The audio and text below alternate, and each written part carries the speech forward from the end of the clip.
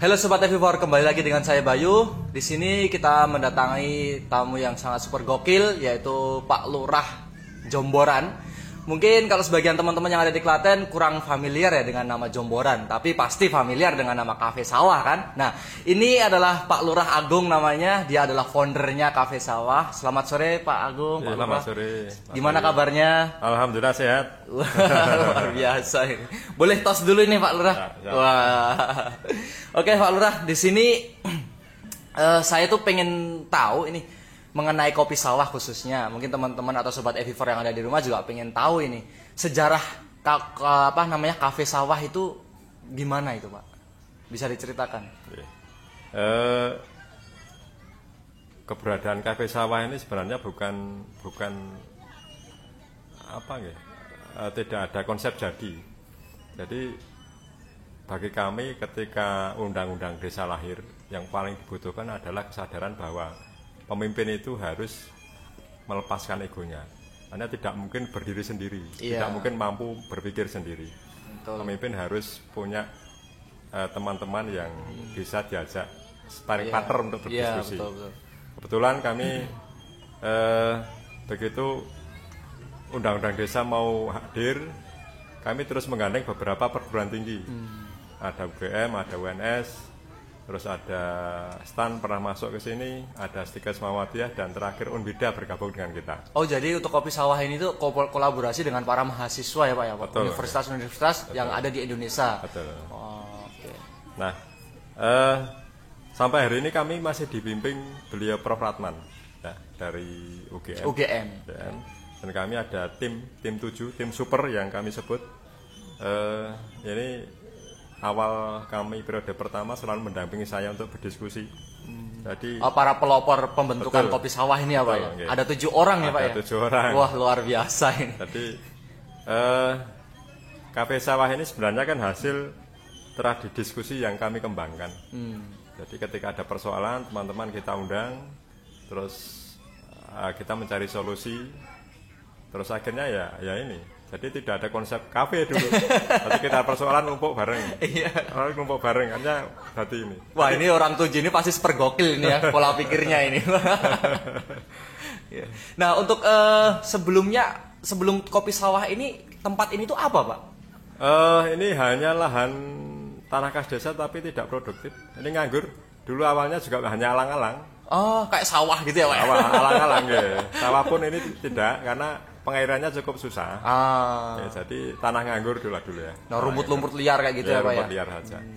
Terus berdirinya sejak tahun berapa ini Pak mulai proses pembangunan itu? Ini kita mulai sebenarnya embrionya ini diawali dari KKN dari UNS dulu. Saya gitu. memang minta tenaga yang mampu mendesain. Oh, berarti awalnya ada mahasiswa yang KKN di sini, terus punya konsep untuk mengembangkan. Betul. Nah, terus kami minta dibuatkan tata ruang. Salah satunya tentang kafe, dulu belum kafe, tetapi dulu rencana ini taman terbuka hijau. Oh gitu. Ya, jadi mau bikin taman untuk desa gitu ya Pak ya? Desa. Kami dibuatkan landscape-nya dulu sama master plan dari UNS. Nah, terus awal-awal pengembangan dulu zaman KKN UNS itu memang ini dari hasil landscape master plan-nya itu ditata betul ini. Nanti gambar itu aplikasinya ditalen tampar-tampar itu. Titik tumbuhnya kemarin mana titik tanamannya itu terus kayak tanda-tanda terus digali. Terus saya gerakkan warga saya dari semua lembaga desa, BPD, RW, LPM, Linmas, dari masjid. Nah, itu strateginya gimana itu Pak untuk menggerakkan masyarakat itu biar lebih sadar diri dan peduli dengan lingkungan sehingga menciptakan suatu potensi, khususnya seperti potensi kafe kopi sawah seperti yang ada di belakang ini Pak? Ya karena saya sadar betul. Salah satu modal membangun selain leader, selain akademisi, ini potensi sosial. Iya. Jadi ketika kita tidak mampu merangkul masyarakat, ini susah untuk Dan pasti gak gampang ya Pak ya untuk prosesnya Pak. Karena mengingat sebenarnya potensi desa ini bukan memiliki aset ya Pak ya. Kita nggak memiliki aset sama sekali gitu ya Pak ya. Betul. Nah ini dengan beliau Prof. Ratman dikonsep menjadi sebuah desa politan, kawasan. Jadi ada Jimbung, Kerakitan, dan Jomboran ini mau dibangun sebuah kawasan desa politan. 3 pilar ini, Pak. Pilar. Lalu di antara 3 ini saya paling minus potensi. Paling minus potensi. Iya benar. Artinya potensi saya normatif hanya sawah. Iya, ya sawah. Sawah aja irigasinya susah ya, Pak ya. Bingung tak kapan. Iya, tapi memang luar biasa ini, Pak. Diskusi ini kan menghasilkan titik ini sebenarnya. Iya. Ini proses ketika kami mentok dengan persoalan, teman-teman tak undang kabeh. Rembukan sih. Nah, akhirnya muncul kafe. Dulu ini bukan kafe, taman terbuka. Nah, begitu taman terbuka jadi kami terbentur lah. Ternyata taman ini kan butuh perawatan. Iya. Nah, biayanya kan mahal. Betul. Mahal. Biaya operasional dari mana ini? Kita kayak rembuk lagi dengan teman-teman. Iya. Udah kayak produksi. Nah, dulu awalnya juga lucu ini. Kami tidak sengaja buka. Dulu ya sudah kayak untuk produksi gitu ya. Terus produksi kami mengundang beberapa warga sing iso masak. Saya tes 1 minggu. 1 minggu saya tes. Menu sudah kita siapkan. Ya, saya dengan teman-teman ini ngetesi menu malam 1 minggu lah. Nah, tanpa sengaja pas malam minggu terus ini saya buka semua lampu-lampu mau teko pirang-pirang. Wah, saya kaget luar biasa gokil. Hampir selama berapa 8 bulan loh udah kita sampai sekarang ya, Pak ya. Dia banyak banyak keluhan-keluhan pelanggan. Ya, mungkin dari keterlambatan penyajian, dari pelayanan. Ya wajar lah ya, Pak ya, karena kan baru startup ya, Pak ya. Untuk evaluasi itu hampir setiap hari. Tenaganya kita memang tenaga murni dari desa semua. Yang tidak punya background wah, menarik, khusus Pak. Berarti gitu ya. Iya. Kita membersamai masyarakat untuk masyarakat mandiri ya, Pak ya. Wah, luar biasa gokil. Nah, untuk karyawan yang ada di sini tuh udah jumlahnya berapa, Pak, untuk sekarang, Pak? Ini 30 karyawan. 30 karyawan. 30 karyawan. Kami menghidupi 30 karyawan. Ini alhamdulillah ini dari warga. Dan itu warga pribumi asli ya, Pak ya. Wah, luar biasa. Terus kedepannya ini apa, Pak? Adakah rencana ke depan untuk konsep pembangunan perekonomian desa khususnya? Pembangunan itu harusnya dikaitkan dengan tingkat kesejahteraan apapun. Jadi mau fisik ini harusnya dikaitkan dengan tingkat kesejahteraan. Iya. Kalau fisiknya itu bisa mengangkat kesejahteraan, boleh nggak apa-apa. Saya mesti berpikiran itu. Hal-hal yang tidak penting di dana desa saya kesampingkan. Iya. Jadi ketika tidak ada kaitannya dengan menaikkan derajat hidup, saya del dulu. Nah, efek dari kafe ini saya akan mengembangkan terkait dengan UMKM. UMKM. Nah, di tahun 2020 ini kami sudah memberikan 4 kelompok pemuda UMKM. Di tahun 2021 ini kami berikan bantuan ada 16 kelompok UMKM. Ini model kelompok ya. Ini hampir itu jenis usaha apa yang digarap ini, Pak? Macam-macam. Jadi warga punya apa saja bebas. Oh gitu. Jadi diajukan mungkin sudah hampir anggaran 90 juta yang terserap untuk UMKM. Luar biasa. Target saya 2022 150 juta untuk UMKM. Nah, apakah itu masih sumber dana itu apakah masih ngambil dari kayak dana desa atau apa itu atau sudah mandiri ini, Pak? Kita masih dana desa ini masih menjadi sumber utama kita. Jadi kita saat ini mengelola penuh dana desa dan ternyata ya cukup baik lah. Hanya pengelolaannya benar-benar di kewenangan kita untuk menentukan. Ini yang hasilnya juga. Nah, mungkin ini, Pak, ada sedikit sedikit gambaran ini untuk teman-teman khususnya perangkat desa yang ada di Klaten, khususnya wilayah Klaten ini.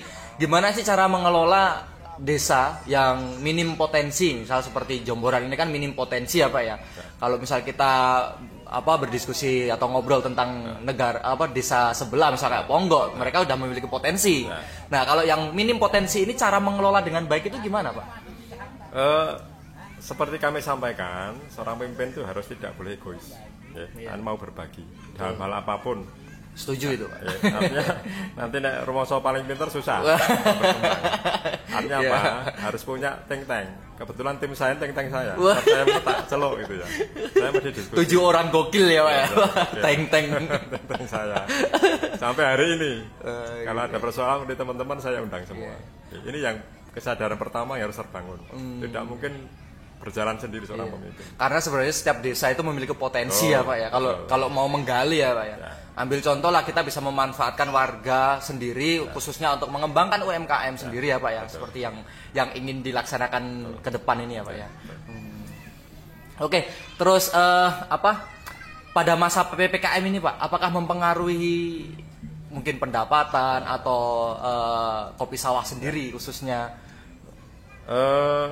Otomatis dampak PPKM ini cuma pengaruhnya sangat besar. Kenapa?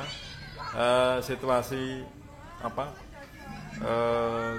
waktu-waktu keluar di pembatasan waktu ini kan berpengaruh nih masyarakat. Nah, kita setelah PPKM ini saja hari ini kan mungkin baru berapa hari itu Pak. Ini alhamdulillah sudah cukup normal. Iya, kalau kita melihat di lingkungan ini ya udah lumayan rame ya Pak ya. Tapi kalau misal hari biasa itu lebih rame lagi nih Pak. Kita hampir stabil. Pasar kita stabil. Jadi terutama hari malam Sabtu, malam Minggu, malam Senin, malam Selasa ini cukup ramai. Luar biasa berarti ya. Tapi ada nggak misal karyawan yang ingin mengembangkan, misal punya ide-ide atau yang karyawan yang dirumahkan selama PPKM itu ada nggak? Ya alhamdulillah tidak ada. Secara finansial kami masih bisa menggaji meskipun kemarin libur. Udah berapa lama itu liburnya itu? Berapa hari itu? Ya hampir mendekati 1 bulan. Waduh, nanti luar tetap biasa. Kita gaji. Dan itu full ya Pak ya? Full. Waduh, jadi pengen ini ngelamar karyawan di kopi sawah ini. Soalnya kan walaupun kita libur, kita tetap digaji kan seperti itu. Nah, untuk menggaji sendiri pendapatannya dari mana Pak? Kan kita udah off 1 bulan itu. Ini kan akumulasi pendapatan dari yang kemarin. Nanti teman-teman laporan masih bisa menggaji. Gitu. Nah, terus untuk perkembangan desa ini Pak, selain mau mencetak warga mandiri, itu ada lagi nggak Pak untuk program-program yang ingin diusung ke depannya? Gini, jadi saya saat kampanye terakhir dulu hanya sederhana saja. Akan kita pindahkan alun-alun Klaten yang Jomboran. Wah, luar biasa, gokil ini. Terus tempatnya di mana itu? Di lapangan sebelah itu. Kawasan ini kan kawasan kas desa semua. Ini hampir luasan kafe ini hampir 1,4. Wah, belum ditambah yang sebelah sana ya. Hampir nanti satu yang ada jalan lingkar ini. Ada SD, ada TK, ada balai desa, kafe, ada lapangan, ini kas desa semua. Nanti kan kita pindahkan alun Klaten. Ya, terus untuk rencana pengembangan selain kopi sawah ada nggak Pak? Misal mau mendirikan outbound atau mungkin program lain? Mungkin setelah nanti lapak UMKM jadi. Ini kan kita bangun lapak UMKM. Iya. Jadi sambil kita berikan support anggaran bantuan, kita bimbing manajemennya. Nanti produk UMKM kita tampung di lapak-lapak UMKM. Ya, lapak UMKM kita tampung. Terus nanti saya masih punya tempat yang cukup panjang ini. Nanti kita pakai untuk ada mungkin nursery sebagian, terus sebelahnya juga akan kita berikan kios-kios. Kebetulan dekat kali, nuansanya mungkin lebih nyaman. Bener. Kayak homestay gitu ya Pak. Mungkin untuk penikmat kopi sawah yang dari luar kota, ya, dia ingin menikmati menu-menu kopi sawah dan fasilitas yang diberikan oleh kopi sawah, bisa menikmati dengan nyantai gitu ya Pak ya, dan tenang gitu ya. Terus harapan ke depan ini apa ini Pak, khususnya untuk teman-teman perangkat desa pada khususnya, karena kan banyak perangkat desa itu yang sebenarnya kan anggaran desa itu semuanya dapat ya Pak ya. Nah, cuman kan pengalokasinya itu kan kadang kurang tepat kan seperti itu. Nah, itu mungkin ada sedikit saran untuk teman-teman yang ada di rumah dan untuk FV4, bagi teman-teman FV4 khususnya kaum muda ya, biar tambah semangat lagi khususnya untuk menghadapi PPKM ini Pak. Silakan. Kaitan pengelolaan anggaran itu yang paling penting adalah ketika membuat kebijakan itu kepentingan pribadi kita jangan terlalu dominan. Iya. Jadi ya masih wajar kita manusia, tetapi jangan dominan. Semakin kepentingan kita bisa ditekan, ego kita ditekan di setiap kebijakan kita, yakin hasilnya baik. Tetapi kalau untuk rakyat ya Pak ya. Kalau kepentingan kita masuk di dalam kebijakan kita, sudah bubar. Tidak maksimal hasilnya. Nah, untuk para sobat FV4 sendiri, adakah pesan-pesan untuk sobat FIV4 yang ada di rumah, Pak?